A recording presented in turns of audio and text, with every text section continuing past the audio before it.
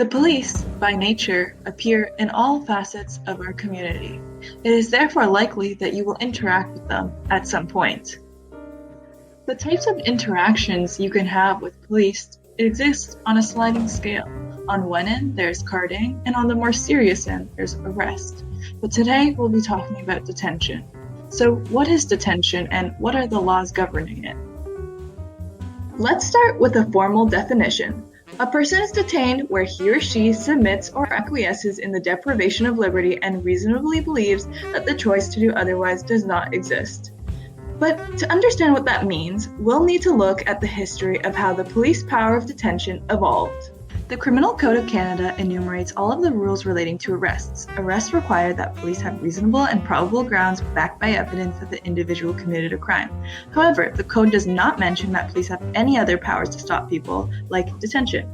Since arrest is the only form of stopping mentioned in the Criminal Code, you might assume that unless you're being arrested, the police cannot stop you. However, in practice, police detain people they did not have enough evidence to arrest yet in order to make investigations more efficient.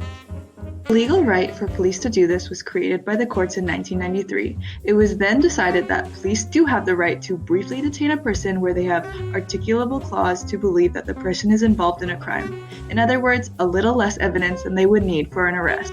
So the police have this vague power of detention, but what's the difference between that and simply talking? There's a fine line that separates the two, and the answer goes back to our formal definition. In detention, you no longer have the liberty to do what you want, like leave. The fine line is further explained in 3 subsequent court cases. In R v. Grant, the court says that there are 3 types of detention you may find yourself in. The first is physical detention. This is when some sort of physical restraint stops you from leaving. It could be police officers using their bodies to block your path.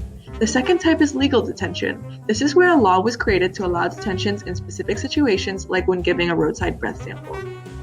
The third is psychological detention. This is when there's nothing physical or legal stopping you from leaving, but a reasonable person would feel like he or she is not free to walk away or decline to answer questions.